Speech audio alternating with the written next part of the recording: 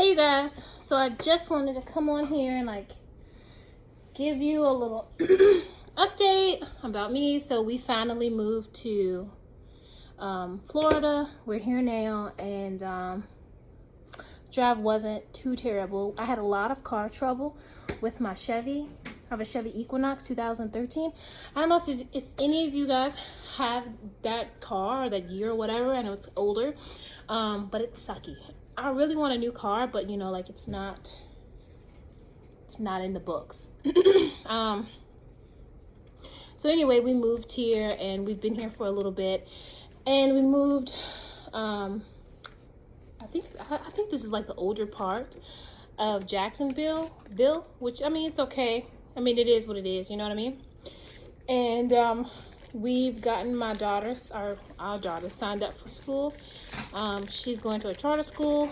I don't know if any of you guys' kids are going to this charter school or not, but it's fairly new. And I'm just, kind of going back and forth about sending her back to school. I mean, we're here in Florida. They're not really doing much to contain the spread here. They haven't, for me, I feel like they haven't really been proactive in prevention here. I mean, they've tried, I guess, if that's what you want to call it, but they haven't really been super proactive, and I'm kind of hesitant to send her to school. I kind of want to do online learning, but then I'm like, how would I get that done? You know what I mean? Like, my job makes us sign a no care thing, so we can't care for others while we're on the clock. Also, these charter schools, even though it's what she's used to, education wise, they're a little more fast paced than regular public school. They kind of teach in a different way, I guess. So I'm trying to figure out how to accommodate that. I think so. The options they gave us is we can come in class or do distance learning. And we have till October 9th. That's one quarter, and we'll reevaluate if that's good or not. I know that there's going to be outbreak. I know that there's no way, no matter what they do, they're going to be able to contain this. It's too many variables. You know what I mean? The kids go home. They're not in the school environment anymore. What happens when they go home? You know what I mean? The school can do anything they want to protect the kids while they're in school, but when they go home and then come back with stuff, then what? You know what I mean? And they bring something from the outside back into that environment. They're not being tested. The only thing they're doing is taking temperatures. And what if they're not feverish when they get there and then develop a fever later on? There's no way. I don't believe that a kindergarten, first grade, second grade, third grade teacher is going to have time to take temperatures of 18 kids. There's no way that's going to happen. You can't tell me that it's going to happen. It's not. I'm just being reasonable. It's no fault to the teacher. They can only do what they can do. The only way I can see this happening, or them being able to accommodate those many students in one classroom taking temperatures, is if they have someone from the outside, like a nurse, come in, or they have another staff member come in and help them take temperatures. Sorry, my son's here and he's assisting me.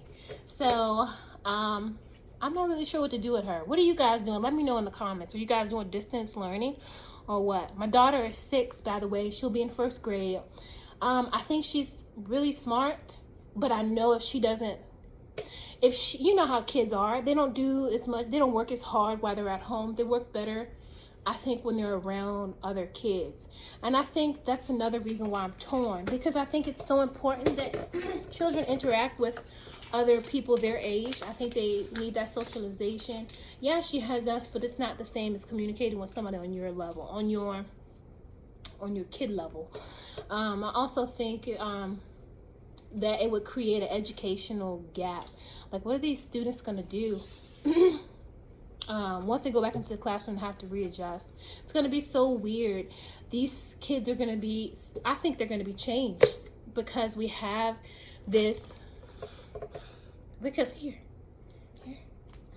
we have this stuff going on right now, and it was like out of the blue, and we weren't prepared for it. And some states still aren't prepared for it. So I don't know. I know And then like I was looking it up, and Florida's education rate for like reading, I think, or math, I think went up. It's like 54%. And I'm like, gosh, you know, and that's like, I think the state average, like that's with the high, that's the A level schools. That was where the percentage fell at. And I'm kind of like, the frick, what are these other schools doing? And if this is 54%, you know what I mean? I'm not sure what's going on. Like, what's happening? I feel like it's because a lot of retirees here. Like, what's happening? I don't understand. Someone who's a native, explain this. Explain this to me, because I don't get it. You know what I mean? I don't know. It could be that a lot of, you know, there's a lot more single parents here, maybe. Or there's a lot more families who work. Well, all parties work, and then there's nobody at home with the kids to help back up the teachers, you know what I mean? Because I don't care what you say, you have to do some type of assistance with education at home. There's going to be no way that the kid picks up 100% of everything that the teacher's saying. You're going to have to do a little remediation at home. I just think that. So yeah, I don't know, like, let me know. I know it's much harder for single parents to get everything done. My sister is a single parent right now. And it's definitely difficult for her to get everything accomplished in one day by herself. Sometimes she has my mom to help, but for education and school stuff, her son goes to school, and then she asks, when she finally gets off from work and picks him up and does daycare and feeds them and all that stuff, it's like 7 o'clock at night, you know what I mean? And maybe they get a few minutes of teach education time in there, you know, to back up or reinforce the teacher. But by that time, she's been up since 4 or 5 o'clock in the morning, because she has an infant too. She's 5 months. So, you know, it's a struggle, and I totally understand that. So maybe that's what it is too. I'm not really sure, but I bet there was a lot of teachers in this state. I'm not really sure. What would be nice if they had the school open 5 days a week, and then they had like different rotations, like group B goes these days, group A goes these days, group C goes these days. I think would be really nice, and you could accommodate the parents who work full-time, who don't have certain days off, you know what I mean? That way those parents can work, still take their you know, and not cut into their time, you know what I mean? Like, they can still work without them without their schedule being disrupted, and cut down the chance of them being exposed. I mean, because, okay, let's say the kids are in a safe environment at home too. What about the teachers? They're adults. They want to do what they want to do. They can get into the bar. They can, you know, go into well, not here anyway. I think the bars and clubs are closed here. I'm not really sure.